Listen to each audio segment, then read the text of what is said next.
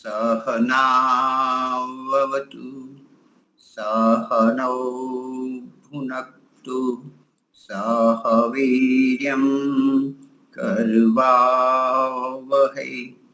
तेजस्विनावधीतमस्तु मा विद्विषावहै।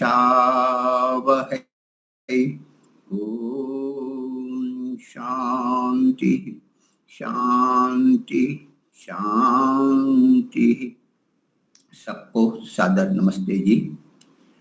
और कुछ जुड़ जाए तो वहां तक मैं एक भजन ले लेता हूँ, फिर आचार्य उत्तम जी है, वो वक्तव्य और भजन दोनों होंगे, तो मैं थोड़ा अभ्यास कर लूँ तब तक। ये जीवन तुम्हारा तुम्ही को है अर्पण, लगा दो किनारे से हे मेरे भगवन। ये जीवन तुम्हारा तुम्ही को है अर्पण, लगा दो किनारे से ओ मेरे भगवान। हो करुणा के सागर दया के हो दाता, तुम्ही जग के पालक तुम्ही जग विधाता। हो करुणा के सागर दया के हो दाता, तुम्ही जग के पालक तुम्ही जग विधाता। ये सोया है मानव इसे तुम जगा दो, ये सोया है मानव इसे तुम जगा दो, लगा दो किनारे से ओ मेरे भगवान। ये जीवन तुम्हारा तुम्ही को है अर्पण, लगा दो किनारे से ओ मेरे भगवान। मैं पथ से गिरूं तो मुझे थाम लेना, दया कर के सद जान देते ही रहना। मैं पथ से गिरूं तो मुझे थाम लेना, दया कर के सद जान देते ही रहना। जो सच्चा है रास्ता उसे तुम बता दो, जो सच्चा है रास्ता उसे तुम बता दो, ला दो किनारे से ओ मेरे भगवन। तुम्हारे भरोसे है जीवन की नैया, लगा दो किनारे है मेरे खिवैया। तुम्हारे भरोसे है जीवन की नैया, लगा दो किनारे हे मेरे खिवैया। कहीं डूब न जाए इसे तुम बचा दो, लगा दो किनारे से ओ मेरे भगवन। ये जीवन तुम्हारा तुम्ही को है अर्पण, लगा दो किनारे से ओ मेरे भगवन। दर्श दो बड़ा होगा एहसान तुम्हारा, भटकता ही रहता है ये मन हमारा, दर्श दो बड़ा होगा ऐसा तुम्हारा, भटकता ही रहता है मन हमारा, इसे वश में करने की युक्ति बता दो, लगा दो किनारे से ओ मेरे भगवन, ये जीवन तुम्हारा तुम ही को है अर्पण, लगा दो किनारे से ओ मेरे भगवन, लगा दो किनारे से ओ मेरे भगवन। ओम धन्यवाद। बहुत सुंदर मुनि जी। अब तो मुनि जी बहुत अच्छा गाने लगे हैं, सभी को सादर नमस्ते। बहुत अच्छा भजन बोलने लगे हैं। नमस्ते। बस थोड़े थोड़े सीख रहे हैं, लेकिन उत्तम जी का भी हम सुनेंगे। बहुत अच्छा गाना आप।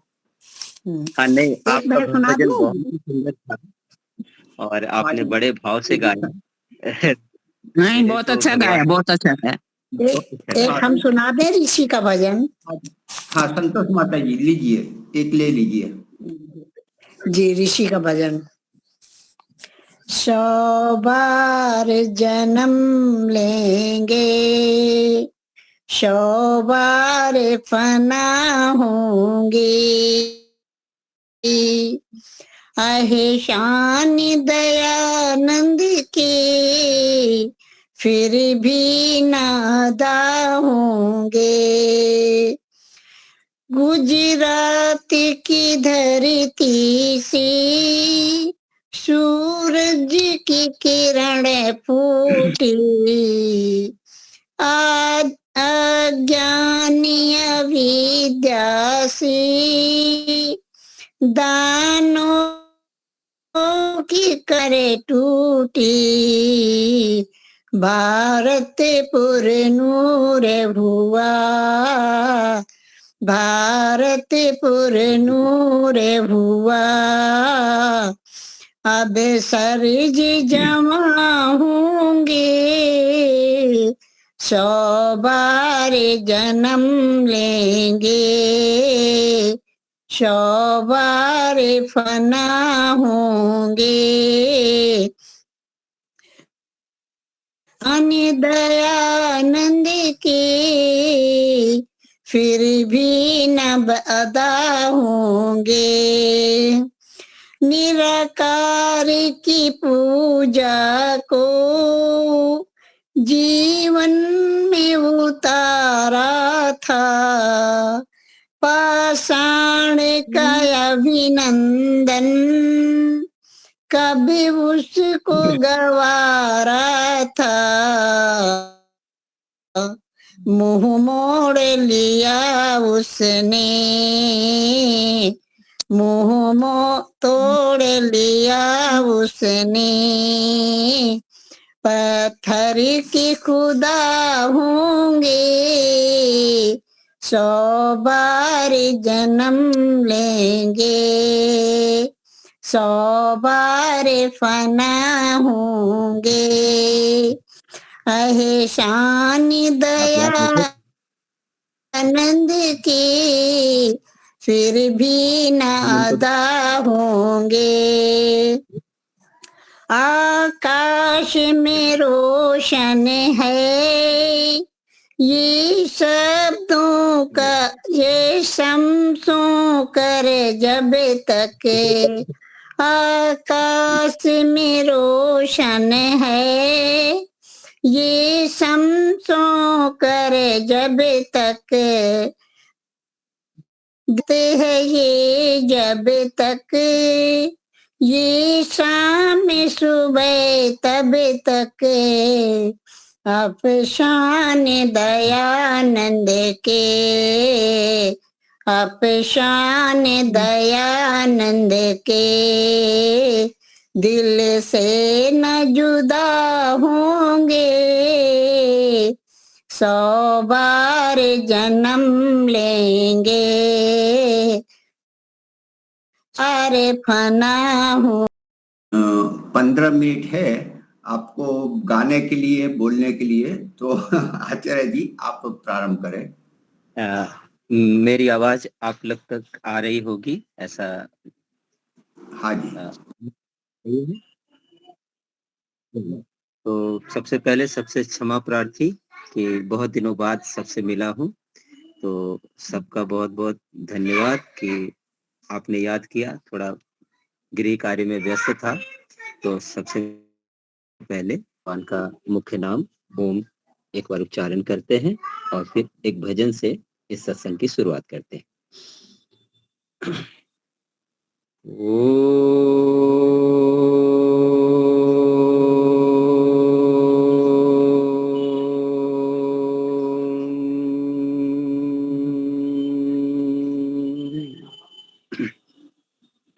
ईश्वर का एक प्रेरक भजन। प्रभु दर्शन पाने आए थे, प्रभु दर्शन पाना भूल गए, प्रभु दर्शन पाने आए थे, प्रभु दर्शन पाना भूल गए, वेदोक्त मार्ग पर जाना था, उस पथ पर जाना भूल गए, वेदोक्त पथ पर जाना था, उस पथ पर जाना भूल गए, प्रभु दर्शन पाने आए थे, प्रभु दर्शन पाना भूल गए, मानव चोले को पाकर भी ये उलझन हम सुलझा न सके, मानव चोले को पाकर भी ये उलझन हम सुलझा न सके, उस अंतर्यामी का दिल में हम ध्यान लगाना भूल गए, उस अंतर्यामी काल में हम ध्यान लगाना भूल गए, प्रभु दर्शन पाने आए थे, प्रभु दर्शन पाना भूल गए, अपनी ही अविद्या के कारण भगवान को समझा दूर सदा, अपनी ही अविद्या के कारण भगवान को समझा दूर सदा, पापों में बिता दिया जीवन को, शुभ कर्म कमाना भूल गए, पापों में बिता दिया जीवन को, शुभ कर्म कमाना भूल गए, प्रभु दर्शन आने आए थे, प्रभु दर्शन पाना भूल गए, यम नियमों के साधन द्वारा अपने को निर्मल कर न सके, यम नियमों के साधन द्वारा अपने को निर्मल कर न सके, ऋषियों की भांति ज्योति से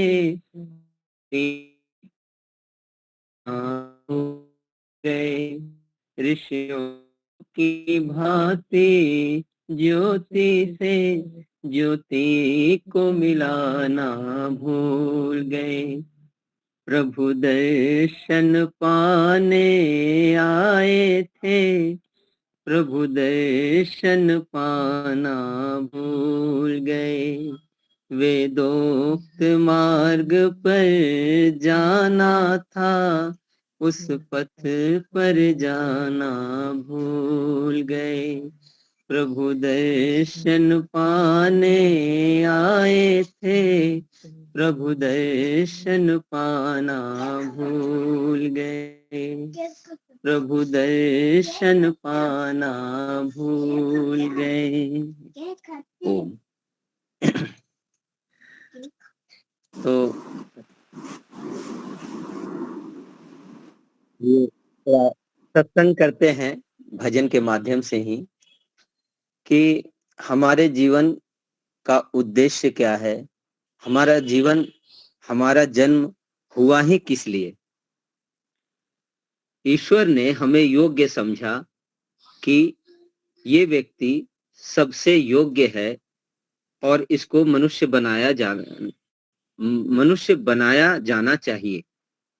84 लाख योनियों के बाद मनुष्य का जीवन मिलता है और मनुष्य का जीवन का मुख्य उद्देश्य ही एक है, ईश्वर का साक्षात्कार कर लेना, अपना साक्षात्कार कर लेना, अपने बारे में जान जाना, और कोई लक्ष्य नहीं है, और जो लक्ष्य है उसी लक्ष्य में सहायक होना चाहिए।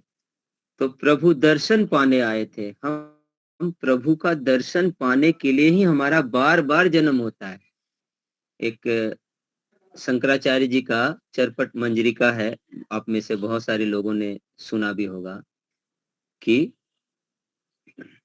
भज गोविंदम, भज गोविंदम, गोविंदम भज मूढ़मते, प्राप्ते सन्निहिते मरणे, नहीं नहीं रक्षति डुक्रिय करणे।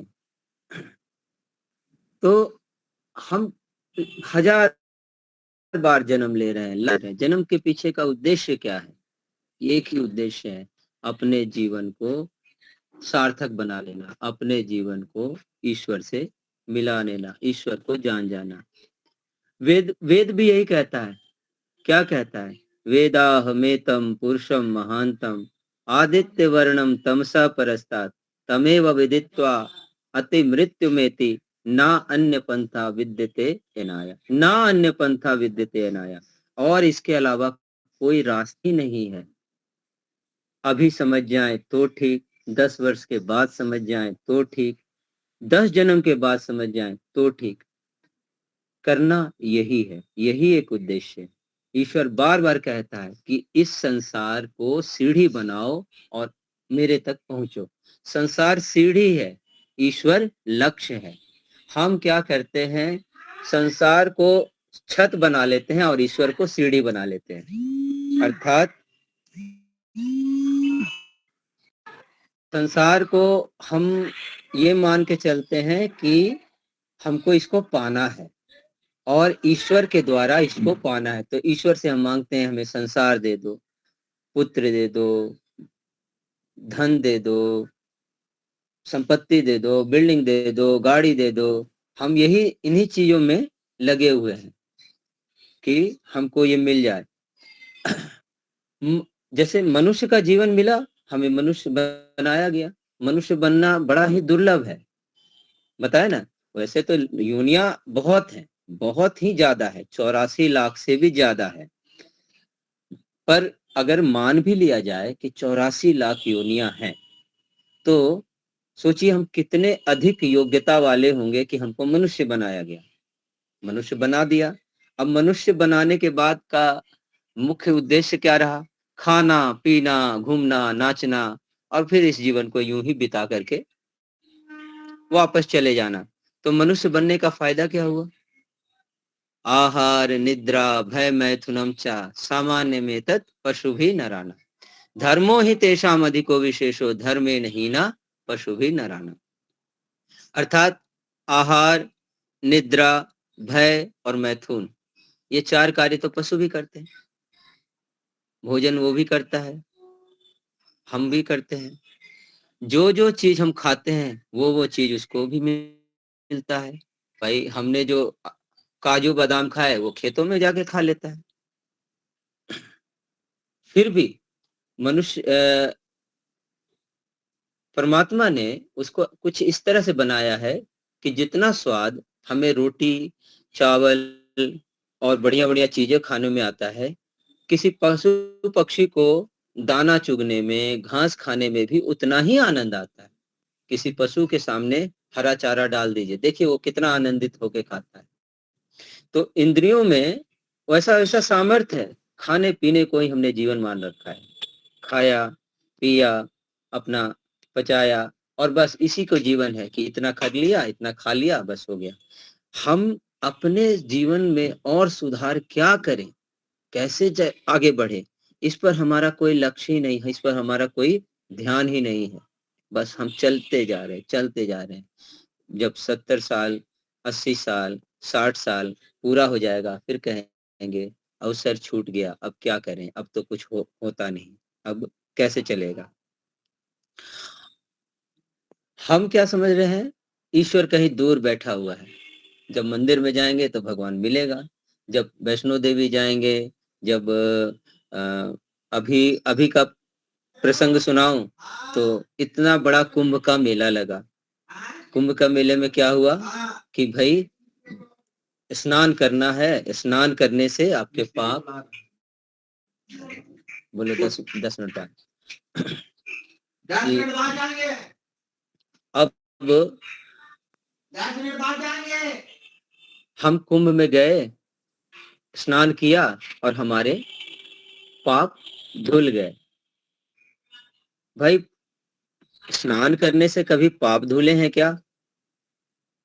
ठीक है, वो पवित्र जल है, एक विशेष अवसर है, कुछ अधिक अच्छी ग्रह नक्षत्र की है। आप एक संकल्प लीजिए वहां पे जाके कि हाँ, हमने स्नान किया है, आगे मैं अब कोई गलत काम कम से कम करूंगा, नहीं करूंगा। पर पिछला कर्म जो हम अब तक कर चुके हैं, क्या वो नष्ट हो सकता है? असंभव है। ईश्वर खुद कहता है अवश्यमेव भोक्तव्यम कृतम कर्म शुभाशुभम। जो कुछ भी शुभ या अशुभ कर्म हमने किया है, कर रखा है, उसको तो मुझे भोगना ही पड़ेगा, उससे बचने का कोई उपाय नहीं है। ये सारा प्रपंच आप जो देख रहे हैं, साधु, महात्मा, मुनि जो कुछ का कुछ बताते रहते हैं कि नहीं ऐसा कर दो तुम्हारे पाप कट जाएंगे, ऐसा कर दो तुमको ये लाभ हो जाएगा, वैसा कर दो। बात ये है कि उनको अपना पेट पालना है, उनको भी अपना जीवन चलाना है, कैसे चलेगा? तो आप सीधा जानिए कि ऐसा कहीं कभी कुछ नहीं होता। जो हमने किया है उसको हमको भोगना है, चाहे शुभ कर्म किया है वो भी भोगना है, चाहे अशुभ कर्म किया है वो भी भोगना है। तो सीधा सीधा है कि आप अच्छे कर्म करने का संकल्प कर लीजिए। जब जब आप अच्छे कर्म करने का संकल्प कर लेते हैं, ईश्वर आपकी बहुत सहायता करता है। ईश्वर तत्काल आपकी सहायता करना शुरू कर देता है। तो ऋषि मुनियों ने बिल्कुल साफ साफ कह दिया, ना अन्य पंथा विद्यते अनाया, और कोई रास्ता नहीं है। हम बहुत बार जन्म ले लिए, हर बार जन्म ले रहे हैं, हर बार मर रहे हैं, हर बार जन्म ले रहे हैं, हर बार मर रहे हैं। हमारा मुख्य लक्ष्य बना हुआ है संसार। संसार मुख्य लक्ष्य नहीं है, ईश्वर ही मुख्य लक्ष्य है। अगर ईश्वर एक बार प्राप्त हो गया, एक बार हमने ईश्वर को पा लिया, तो समझ सकते हैं कि कितनी लंबी हमें, कितना लंबे काल के लिए हमें वो आनंद का अवसर मिलेगा, जबकि हमारे ऊपर कोई बंधन नहीं, किसी तरह का दुख नहीं। 31 बार सृष्टि, 31 नील, 10 खरब तक हम मुक्त होकर के सोच के देखिए कि हम कितना बड़ा अवसर मिलता है, और उसके लिए पुरुषार्थ कितना करना है। यम नियमों का यथा योग्य पालन करना है। यम नियम को हम ठीक से पालन करेंगे तो उसके आगे आगे की चीजें हमें प्राप्त होने लगेगी। यम, नियम, आसन, प्राणायाम, प्रत्याहार, धारणा, ध्यान, समाधि। तो आप में से अधिकांश लोग बहुश्रुत हैं, सुनते ही रहते हैं। अब क्या है कि श्रवण के बाद मनन, मनन के बाद निधिध्यासन, निधिध्यासन के बाद साक्षात्कार, व्यवहार काल। तो हम व्यवहार में भी अब उसको लाएं। मैं भी उसी में आता हूँ। मैं कोई अलग से नहीं हूँ कि भाई ये प्रवचन करते हैं, ये बहुत ज्यादा योग्य हो गए, ये बहुत ज्यादा जानते हैं, ये बहुत नियमों से चलते होंगे, सभी से त्रुटियां होती है, मैं भी उन्हीं में से हूँ। मैं भी अपने ऊपर ही ये लागू करूँ तो ही आगे अवसर मिलेगा। तो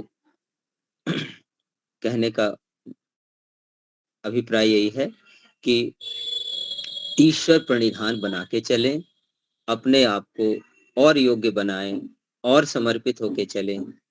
मेरे को जितना समय दिया गया था, मैं अपनी बात को यहीं पर विराम देता हूँ। बहुत-बहुत धन्यवाद।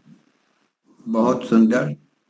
संसार में क्या करने आए थे और क्या कर रहे हैं, वो हम अपने आप को देखते नहीं। आत्मनिरीक्षण, आत्मालोचना, तो ये बहुत जरूरी है जगने के लिए, अंदर से जगने के लिए। बोध रात्रि उसी के लिए है कि हम जग जाए। हमारे दूसरे वक्ता जया जी शुक्ला आ चुके हैं, तो उनको मैं निमंत्रित करता हूँ। जया जी। धन्यवाद। सबको सादर नमस्ते जी। मंत्र पाठ करेंगे। ओम विश्वानि देव सवितर्दुरितानि परासुव यद् भद्रं तन्न। मैंने भी थोड़ा सा सुना उत्तम जी का, बहुत अच्छा उन्होंने कहा। ईश्वर की प्राप्ति हो जाएगी तो सुख ही सुख होगा। इसको मैं जरा 1-2 मिनट और लूंगी, फिर अपना जो सत्यार्थ प्रकाश चल रहा है उसको आगे बढ़ाएंगे। अच्छा, मुझे ये बताइए, जब हम कहते हैं कि ईश्वर की प्राप्ति, मुझे ईश्वर की प्राप्ति हो जाएगी, मुझे जिस दिन समाधि लग जाएगी, मुझे जिस दिन ईश्वर साक्षात्कार हो, इससे आपकी बुद्धि में क्या विचार आता है? किस प्रकार का भाव उठता है? क्या होगा जिस दिन समाधि लग जाएगी, जिस दिन ईश्वर साक्षात्कार हो जाएगा? तो आपको क्या लगता है क्या होता होगा? सुख की अनुभूति। मुझे जैसे यहाँ पे शब्द है ना कि जिस दिन समाधि लग जाएगी, सुख की अनुभूति तो होगी, वो तो समाधि का फल होगा, परिणाम होगा, लेकिन उस दिन समाधि लग जाएगी, इससे आप क्या समझते हैं? क्या उस दिन कोई एक बल्ब जला? जैसे हम कहते हैं कि कमरे में जिस दिन रोशनी होगी उस दिन हमको चीजें दिखेंगी, जिस दिन गांव में बिजली आ जाएगी उस दिन हमको सब कुछ साफ साफ दिखने लगेगा। तो ये जो समाधि है, जिस दिन समाधि लग जाएगी, जिस दिन ईश्वर साक्षात्कार होगा, तो क्या कोई वो एक दिन होगा जब खट करके ऐसे होगा कि लग गई समाधि साक्षात्कार?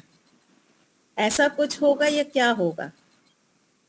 अभी तो क्या बोल सकते हैं कि जब अच्छी वस्तु मिल जाती है पुरुषार्थ करने के बाद, तो ऐसा लगता है अभी खुद लू, बोल लू, बता दू, बस सबको बता दू, एक जंप लगा दू, मतलब इस उम्र में भी ऐसा अंदर फीलिंग होता है। मतलब संभाल नहीं सकते उस आनंद को। तो वो तो कैसे आनंद को संभाल सकेंगे, वो हम माइंडली या तो शारीरिक मालूम नहीं, लेकिन ऐसा तो सुना, योगी जो धारण करने के बाद सुख धारण करने की क्षमता आएगी तभी वो प्रभु का मिलेगा आनंद। वो भी सच है। तो अभी तो हम कल्पना भी नहीं कर सकते कैसा होगा। अच्छा, मैं एक बात रखती हूँ, आप बताइएगा कि आप भी ऐसा मानते हैं कि नहीं। हम जब कहते हैं कि मुझे समाधि लग गई, अथवा मुझे ईश्वर साक्षात्कार हो गया, अथवा किसी और की समाधि लग गई, किसी और का ईश्वर साक्षात्कार हो गया, तो हमको ऐसा लगता है कि एक कुछ अंदर उसको ईश्वर का दर्शन अचानक से हो गया। ऐसा एक बुद्धि बनती है ना कि उसको अचानक से ईश्वर का दर्शन हो गया, उसको अचानक से बहुत आनंद की प्राप्ति हो गई, एक स्विच ऑन हुआ, उसको ईश्वर का दर्शन हुआ, उसको सुख की अनुभूति होने लगी। क्या ऐसी बुद्धि बनती है हमारी? क्योंकि शब्द हमारे यही होते हैं ना, जिस दिन ईश्वर साक्षात्कार हो जाएगा, जिस दिन समाधि लग जाएगी। तो क्या हमारी बुद्धि में ऐसे ही बैठा है कि खट करके कुछ होगा और ईश्वर का साक्षात्कार हो जाएगा हमें? क्या ऐसा बैठा हुआ है? धीरे धीरे हम जब अपने आप को ईश्वर को प्राप्त करने का मतलब एक पात्र बना लेंगे, धीरे धीरे उतनी पात्रता, जितनी पात्रता हमें आती जाएगी उतने उतने हम ईश्वर के नजदीक पहुंचते जाएंगे और वो आनंद हमें आने लगेगा। एकदम से ऐसा कुछ नहीं होगा। हाँ, कई लोग पूछते हैं विवेकानंद जी से या स्वामी सत्यव्रती जी से पूछते थे कि आपको समाधि लग गई, आपको ऐसा हो गया, आपको ईश्वर साक्षात्कार हो गया। तो ऐसा नहीं है कि वो एक थिएटर में गए और बस उनके सामने पिक्चर आई, उन्होंने पिक्चर देख ली, हो गया काम। ऐसा नहीं होता समाधि। समाधि क्या है? एक वैज्ञानिक की दृष्टि से देखिए, एक जो वैज्ञानिक होता है ना, वो अपने किसी शोध में लगा रहता है। मान लीजिए कि वो सूर्य के बारे में कुछ जानना चाहता है, तो वो पहले दिन से सूर्य के पीछे लग जाता है। धीरे धीरे धीरे धीरे उसकी जानकारी बढ़ती जाती है। 2 साल, 4 साल, 5 साल, 10 साल, वो रोज कुछ ना कुछ स्टडी करता रहता है, करता रहता है, करता रहता है। और 10वें साल जाकर के उसको लगता है कि ये जो मेरी थियरी है, जो मैं सोच रहा हूँ, जिस प्रकार की मेरी थियरी बनी है, वो सूर्य के अनुसार ही है। अब उसको कंफर्म हो गया कि हाँ, सूर्य का कार्य जो है वो इसी प्रकार का है। तो वो जो कंफर्मेशन हो गया ना उसका, कि जो ऐसा मैं सोच रहा था, जैसा मैंने पढ़ा है पुस्तकों में, जैसा मेरे गुरुओं ने बताया है, सूर्य बिल्कुल वैसा ही है। मुझे सूर्य के इस गुण के बारे में जानकारी हो गई है, ये मेरी निश्चित जानकारी है। अब मुझे इसके विषय में कोई भ्रम नहीं है। तो हम क्या कहेंगे कि उसको सूर्य के विषय में समाधि लग गई, उसको सूर्य के विषय में जानकारी हो गई। तो समाधि ईश्वर के विषय में क्या है? यही है। एकदम से कोई अंदर तार जुड़ा, बल्ब जला, ऐसा नहीं होगा।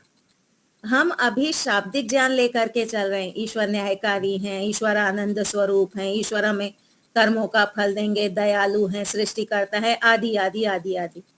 लेकिन यही जो हमने श्रवण कर लिया, इस पे मनन करेंगे, निधिध्यासन करेंगे, करते रहेंगे, करते रहेंगे, एक बार जाकर के हमको कंफर्म हो जाएगा। जब हम ये सृष्टि आदि को देखेंगे, इतने प्रकार के पशु प्राणी हैं हमारे आसपास, इतने सुंदर सुंदर ईश्वर ने सूर्य चंद्र आदि बना के रखे हुए हैं, कितना साइंटिफिक है ना? किसी में भी कोई कमी नहीं है, कोई गलती नहीं है कि एक तारा थोड़ा आगे रह गया, एक तारा थोड़ा पीछे हो गया, जुपिटर थोड़ा पास होता तो अच्छा रहता, ऐसी कोई कमी नहीं है। तो जब हम इसका मनन करेंगे, इसका निधिध्यासन करेंगे, करते करते करते करते हमको ईश्वर के गुण और अधिक जानने को मिलेंगे।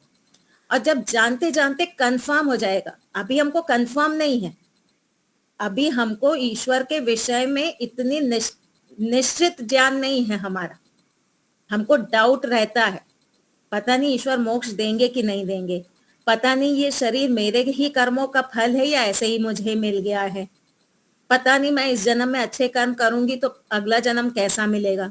मृत्यु से भय लगता है ना? क्यों लगता है? आगे शून्य दिखाई दे रहा है ना? मृत्यु से भय क्यों लगता है?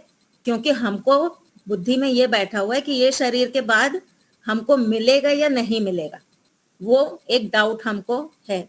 तो जब हमारे ये सारे डाउट हटते जाएंगे धीरे धीरे धीरे धीरे, और कंफर्म हो जाएगा अगला जन्म मुझे मेरे कर्मों के अनुसार मिलने वाला है, ईश्वर न्यायकारी हैं, जब मेरे अच्छे कर्म हो जाएंगे, गलत कर्म करना छोड़ दूंगी, ईश्वर मुझे मोक्ष अवश्य ही देंगे।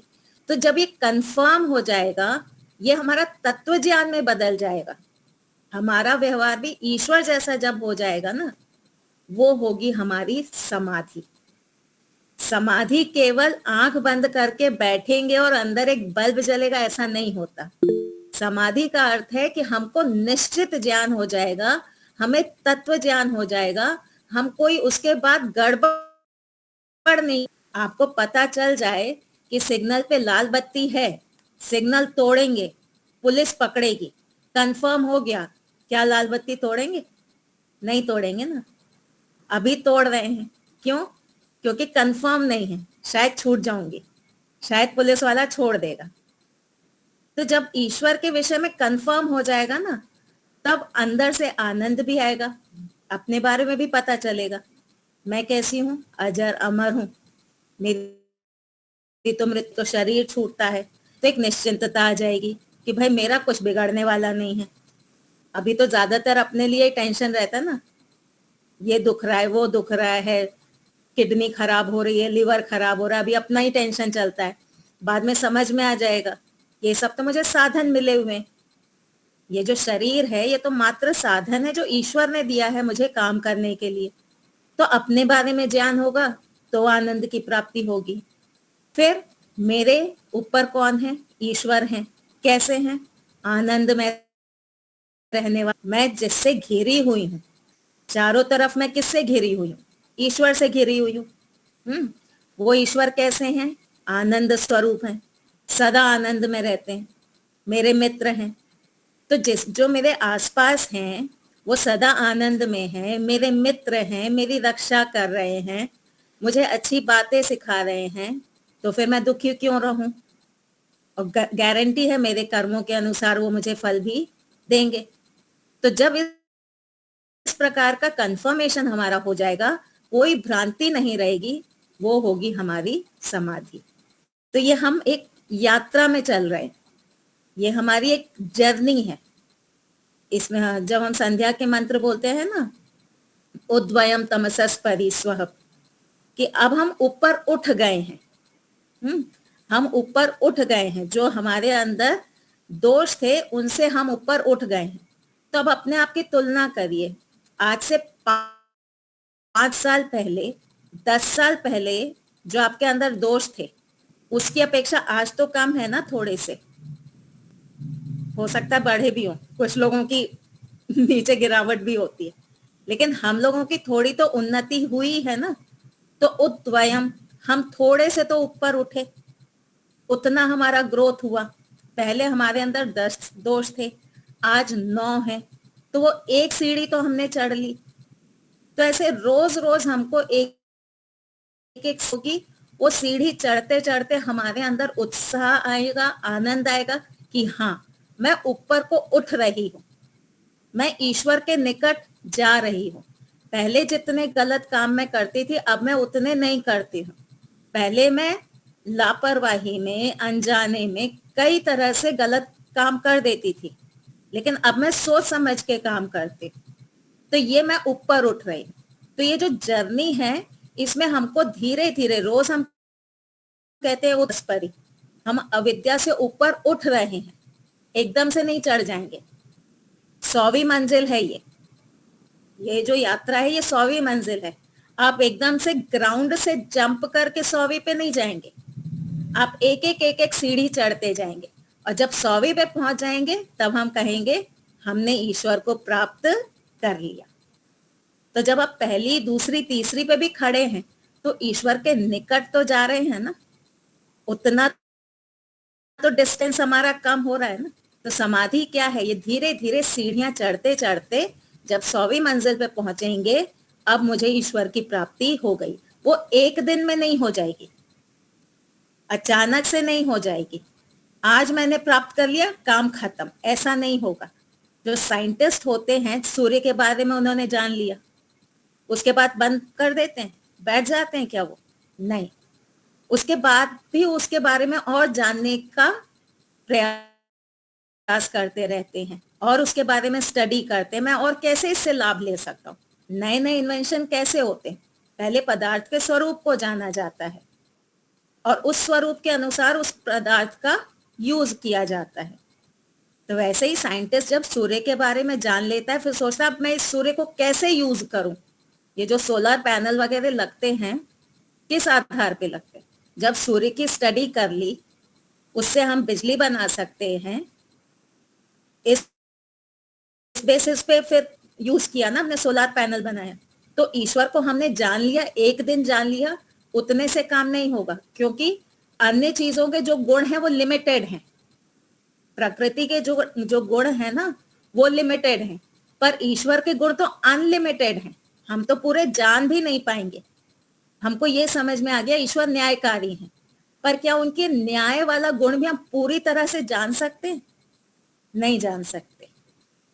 तो हम उसमें खोए रहेंगे कि मुझे न्यायकारी का इतना पार्ट तो समझ में आ गया, अभी और जानना है और देखना है। तो इस प्रकार से जब हमको ईश्वर समझ में आ जाएंगे, प्रकृति समझ में आ जाएगी, जीवात्मा समझ में आ जाएगा, वो होगी हमारी समाधि। तो किसी से ये पूछना कि आपको समाधि प्राप्त हो गई, योगियों से ये पूछना ये तो गलत ही है। हमारे जो गुरु आदि है ना, उनसे ये पूछना आपको समाधि प्राप्त हो गई, ये गलत है। डॉक्टर जाते हैं इलाज के लिए, तो क्या आप पूछते हैं कि आपका एमबीबीएस हो गया था, कभी फेल भी हुए थे या पास ही होते गए थे, क्या आपका मास्टर उसमें कंप्लीट हो गया था, क्या आप जब आपने ऑपरेशन किया था कुछ फेल भी हुआ था? पूछते हैं कभी? नहीं पूछते ना। विश्वास करके डॉक्टर जो कह रहा है वैसा पालन करते हैं। तो अगर आपकी योग्यता हो गई है, तब तो आप योगियों से पूछिए कि आपकी समाधि लग गई है कि नहीं। योग्यता है नहीं अभी, और उन लोगों से पूछने लगते हैं कि आपकी समाधि लग गई, कैसा होता है समाधि में, और वो बता भी दे तो आपको समझ में आने वाला नहीं। तो समाधि हमको मोटा मोटा इतना जानना है कि ईश्वर की प्राप्ति करनी है। ईश्वर की प्राप्ति करने का मतलब क्या है? ईश्वर के बारे में स्टडी करनी है, रिसर्च करना है, खोज करनी है। स्वामी सत्यपति जी एक शब्द प्रयोग करते थे, अगर आप में से किसी को याद हो, गवेषणा। स्वामी सत्यपति जी कहते थे गवेषणा करनी है, यानी रिसर्च करना है। हमको ईश्वर के विषय में रिसर्च करना है। साइंटिस्ट लेवल की बुद्धि हमको लगानी है। मोटी बुद्धि लेके ईश्वर प्राप्त नहीं होने वाले हैं। बहुत सूक्ष्म बुद्धि करनी है हमको। ईश्वर का रिसर्च करना है, वो स्टेप बाय स्टेप होगा।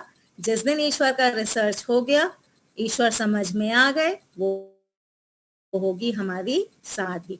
ठीक है जी। गुप्ता जी कुछ पूछ रहे थे आप? आपकी आवाज नहीं आ रही।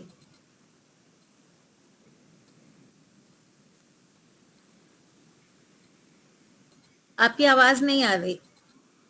आप अनम्यूट तो हैं, पर पता नहीं माइक में। अब हाँ जी बोलिए। हाँ, मैं तो खाली अपना एक वाक्य में अगर मैं एक्सट्रैक्ट निकालूं तो आप सुनिए। ये जो आपने बताई, जो स्टेज टू स्टेजेज हमारी समाधि तक की अनुभूति रहेगी, तो मैं अगर इस तरह से कहूं तो आप अपना सुझाव दीजिए।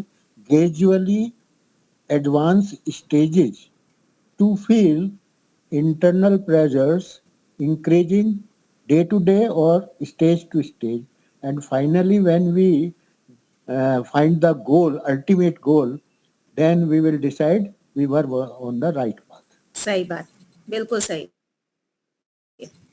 जी दीपालिका जी, आप कुछ पूछ रही थी?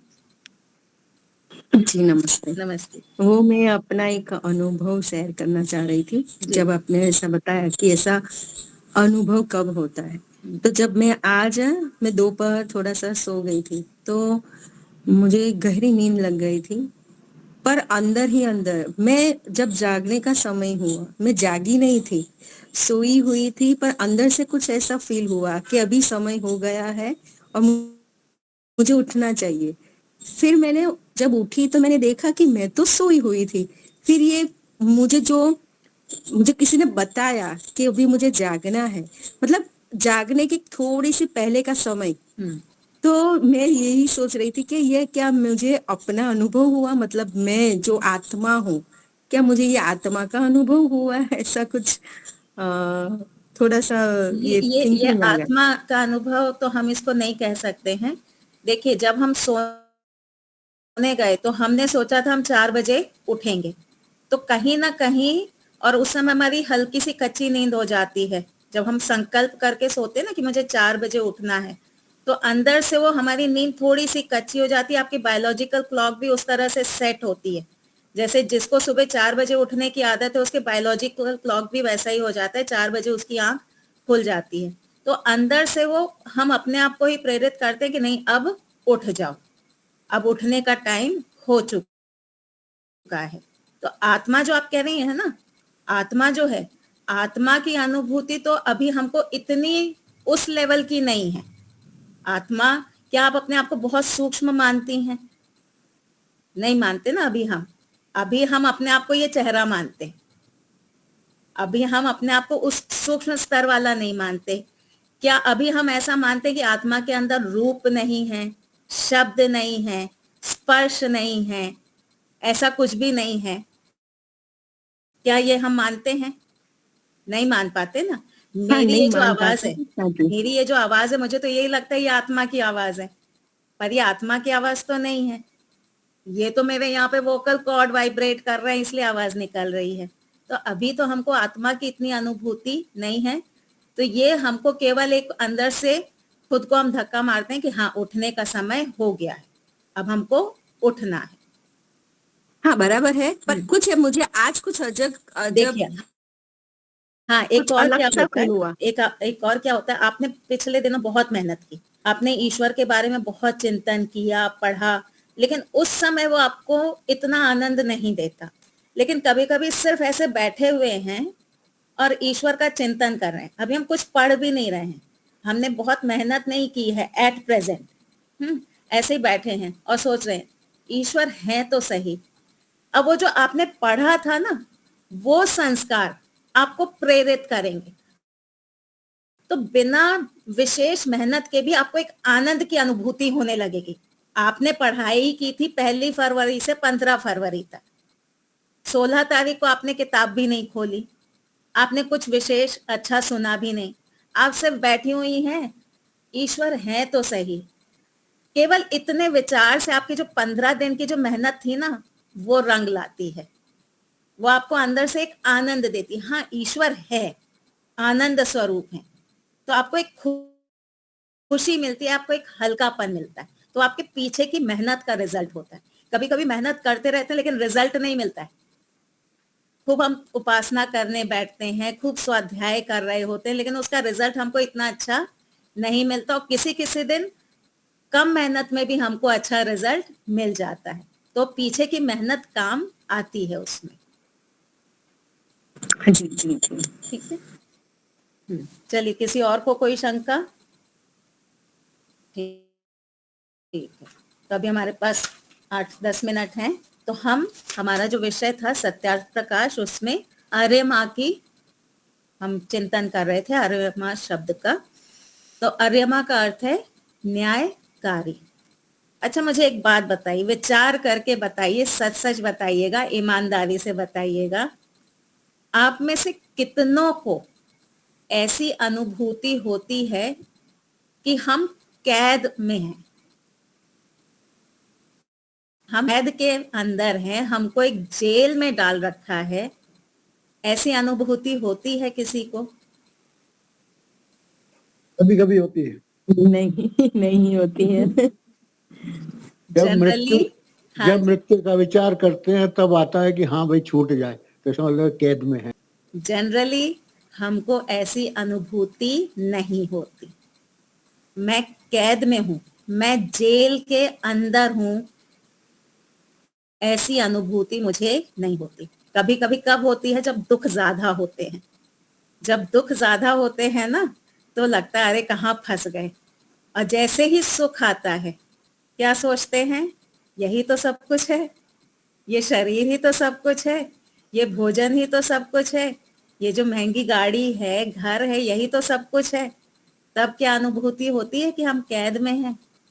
नहीं होती।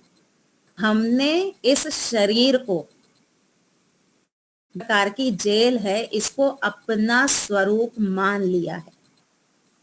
हमने इस शरीर को क्या मान लिया है? अपना स्वरूप मान लिया है। यही मेरी अवस्था है और यही मेरी अवस्था सदा रहेगी, ऐसा हम माने हुए बैठे हैं। हमको जेल के अंदर किसी ने डाल रखा है, ऐसा हमारी बुद्धि में नहीं बैठता।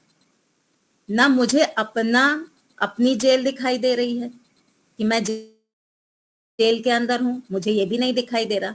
जिनके प्रति मुझे लगाव है, मेरे माता हैं, पिता हैं, भाई है, बहन है, मित्र हैं, जिनके साथ में मेरे संबंध हैं, वो भी मुझे जेल के अंदर दिखाई नहीं दे रहे। क्या आपको अपना पति या अपनी पत्नी या अपना बेटा, अपनी बेटी, बहू, क्या आपको ऐसे दिखते हैं कि ये जेल के अंदर बैठे हुए? नहीं दिखते ना। ना अपने आप को हम जेल के अंदर देख रहे हैं, ना दूसरे को जेल के अंदर देख रहे हैं, पर वास्तविकता क्या है? जीवात्मा, शुद्ध, बुद्ध, मुक्त। ये शब्द कहा गया ना, शुद्ध है, बुद्ध है, मुक्त है। यानी हमारा जो स्वरूप है ना, वो मुक्ति वाला है। हम अकेले बिना शरीर के रह सकते हैं। जैसे मोक्ष में रहते हैं तो हम बिना शरीर के रह सकते हैं, पर क्यों नहीं रह रहे? क्योंकि हमने कुछ गलत काम किए हैं। हमने गलत काम किए, इसलिए ईश्वर ने ये शरीर रूपी जेल में हमको डाल रखा है। ये मेरा स्वभाव नहीं है। ये जो शरीर है, ये शरीर मेरा स्वभाव नहीं है। मैं सदा इसके अंदर बंधने के लिए नहीं आई हूं। मैं सदा ऐसे ही रहूं, ऐसा नहीं है। मैंने गलत काम किए थे, अन्याय की आदि किए थे, बेईमानी की थी, झूठ बोला था, कुछ ना कुछ तो गलती की थी, इसलिए मुझे आज जेल में डाला है। जितने कैदी हैं जेल में, जो सांसारिक जेल में जो कैदी हैं, क्या ऐसे ही डाल दिए गए या उन्होंने कोई क्राइम किया था? क्राइम किया था तभी वो जेल में आए ना। तो वैसे ही हमने भी कुछ गलत काम किए थे, इसलिए ईश्वर ने हमको ये शरीर रूपी जेल में डाला है। ये हमारी बुद्धि में जब बैठेगा ना, तब हम इससे छूटने का प्रयास करेंगे। अभी हमको शरीर बहुत अच्छा लगता है, हम इसको छोड़ना नहीं चाहते, इसको सदा जवान रखना चाहते हैं। योगेश्वरी माता जी, बुढ़ापा आएगा ऐसा 30-35 साल की आयु में सोचा था? नहीं सोचा था ना, पर आ गया, है ना। चाहते क्या हैं कि शरीर सदा स्वस्थ रहे, बलवान रहे, जवान रहे, सुंदर रहे। क्यों? क्योंकि ये मैं हूं, ये शरीर मैं हूं, ऐसा माने हुए थे। पर ये शरीर मैं नहीं हूं, मैं शरीर के अंदर कैद की गई हूं। एक प्रकार से शरीर के अंदर मुझे ईश्वर ने कैद करके रखा हुआ है और मेरी परीक्षा ईश्वर लेते रहते। मेरे सामने 2 प्रकार के पदार्थ आते। मेरी थाली में करेले की सब्जी भी आएगी, मेरी थाली में रसगुल्ला भी आएगा। अब वो थाली देख करके मेरे भाव क्या बन रहे हैं ईश्वर देखते हैं। करेला देख के अरे करेला आ गया, रसगुल्ला देख करके अरे वाह रसगुल्ला आ गया। तो जहां आपके भाव बदले, करेला, रसगुल्ला, जहां आपके भाव बदले, ईश्वर ने कहा बेटा अभी रहो शरीर के अंदर, अभी तुम रहो इसी जेल के अंदर। जिस दिन करेला और रसगुल्ला दोनों देख करके तुम कोई बात नहीं, आ गया तो खा लेंगे, जिस दिन तुम ऐसा करो उस दिन तुमको इस जेल से निकाल दूंगा। लेकिन जब तक तुम्हारे भाव बदलते रहेंगे, मैं तुमको इस जेल से निकालने वाला नहीं हूं। और ये परिस्थिति सबकी है। जितने लोग हमारे आसपास हैं, ये सबके साथ ऐसा ही है। किसी को जेल हुई, मान लीजिए जज ने सुनाया कि भाई तुमने ऐसा ऐसा क्राइम किया है, तुम्हें 14 साल की जेल होती है। अब बुद्धिमान व्यक्ति क्या करेगा? वो सोचेगा मैं जल्दी इस जेल से निकलूं, है ना। बुद्धिमान व्यक्ति चाहेगा जल्दी मैं इस जेल से निकलूं। और मूर्ख व्यक्ति क्या सोचेगा? इस जेल में रहते हुए मैं और क्राइम करूं। ऐसा होता है ना, कई बार ऐसा होता है कि जेल में सजा के लिए डाला जाता है और व्यक्ति और बिगड़ जाता है। बुद्धिमान व्यक्ति वहां से निकलने का प्रयास करता है और मूर्ख व्यक्ति वहां पे भी यारी दोस्ती बना लेता है। तो हमको जब ईश्वर ने जेल में डाला, हम बुद्धिमान हैं कि मूर्ख हैं? कहते तो हम अपने आप को बुद्धिमान हैं लेकिन व्यवहार क्या बुद्धिमान वाला है? क्या हम चाह रहे हैं जल्दी से निकले यहां से? नहीं चाह रहे ना, हमने फैला लिया। स्वामी सत्यपति जी की भाषा में कहें तो गीता फैल गई। कहानी पता है ना, गीता फैल गई। तो हमने रिश्तेदारी बढ़ा ली। कोई बात नहीं, अब जब बढ़ा ली सो बढ़ा ली, अब और ज्यादा हम बढ़ाएंगे नहीं। हम जल्दी से यहां से निकलने का प्रयास करेंगे। हमको कैद में नहीं रहना, हमारा स्वभाव नहीं है कैद में रहने का। हमारा स्वभाव है मुक्त रहने का, स्वतंत्र होकर के। जीवात्मा स्वतंत्र रूप से भी रह सकता है, बिना शरीर के स्वतंत्र ईश्वर की छत्र छाया में भी रह सकता है। तो हम इस शक्ल, तो ईश्वर कैसे हैं? न्यायकारी हैं। बिना क्राइम के हमको ईश्वर ने शरीर में नहीं डाला है। अपनी बुद्धि में बैठा लीजिए, हमने पिछले जन्मों में क्राइम किया है, गलत काम हमने किए हैं, अच्छे भी किए हैं और खराब भी किए हैं। अच्छे किए इसलिए 5 स्टार जेल मिली है ना, ये 5 स्टार है। कुत्ता गधा घोड़ा उनकी अपेक्षा तो हमारी, लेकिन क्राइम भी किया है इसलिए ईश्वर ने हमको जेल में डाला है, बिना क्राइम के नहीं डाला है। इस जन्म में हम गलत काम नहीं करेंगे, अविद्या युक्त कोई भी कार्य हम नहीं करेंगे। करेंगे तो आगे ये जेल लंबी लंबी लंबी लंबी होती जाएगी। तो हमको क्या है, हम बुद्धिमान लोग हैं, हम जल्दी इस जेल से छूटना चाहते हैं। अच्छे से अच्छे काम करें, जाने अनजाने भी काम ना करें, जैसा ईश्वर ने कहा है वैसे काम करें। आज जो जेल में बंद है वो क्यों बंद है? क्योंकि संविधान में जो लिखा था उसका पालन उन्होंने नहीं किया, इसलिए जेल में बंद है। ईश्वर के संविधान में जो लिखा है उसका पालन हम नहीं करेंगे, हम ईश्वर की जेल में सदा रहेंगे। तो ईश्वर का संविधान क्या है? वेदों के अनुसार आचरण करना। वेद ईश्वर का संविधान है, वेदों के अनुसार आचरण करें, जल्दी इस जेल से छूटें और आनंद की प्राप्ति करें। ठीक है, तो हमारा समय यहाँ हो गया है। अच्छा, मुझे एक और बात कहनी थी। दिन का समय मेरे लिए थोड़ा सा अनुकूल नहीं है, तो हम रात्रि को 9 से 9:45 लगभग 40-45 मिनट की कक्षा करें।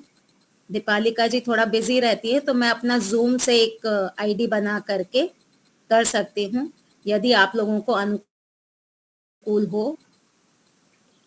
हाँ, कम से कम 45 मिनट तो होनी चाहिए, तो आपको भी विषय प्रस्तुत करने का समय अच्छी तरह से मिला और हमें भी समझ में आए अधिक। नहीं, मैं ये कह रही हूँ कि दिन में ना मेरे लिए थोड़ा सा भाग दौड़ हो जाती है, स्कूल से आओ हाँ, और फिर क्लास लेने लगो, तो मेरे लिए रात का समय अनुकूल है।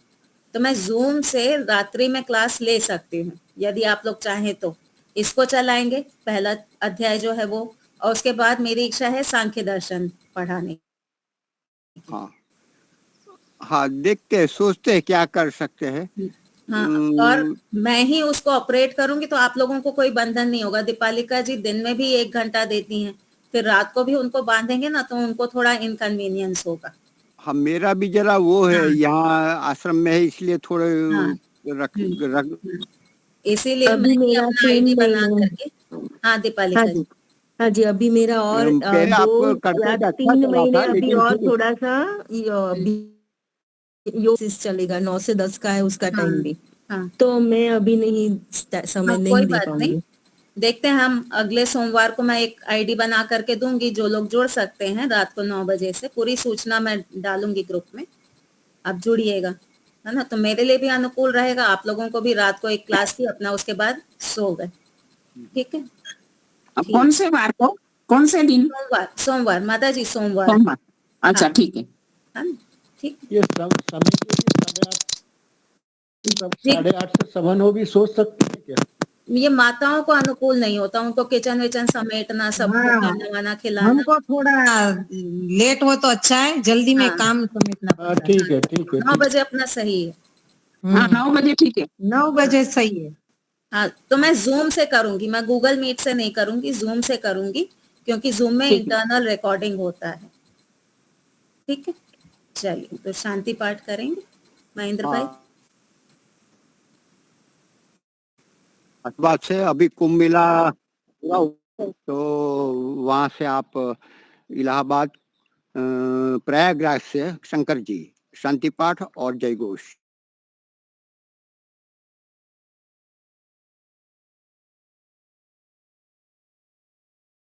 वो निकल गए थे।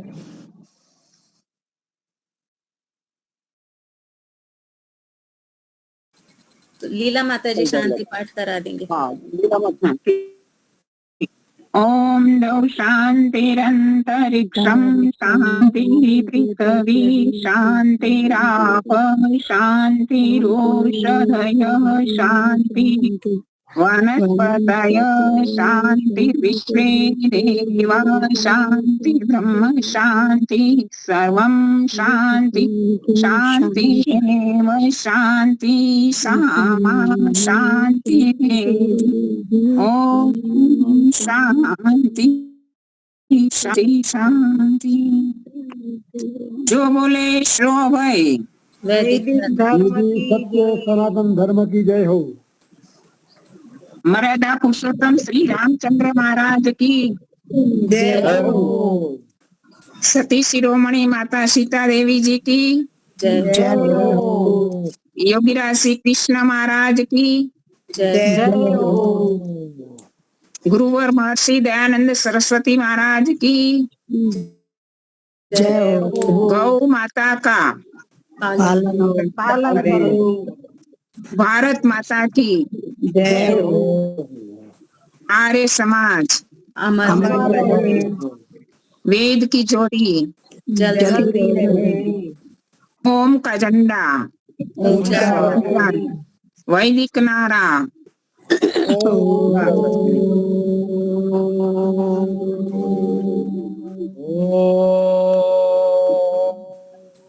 वैदिक अभिवादन सबको सादर नमस्ते जी।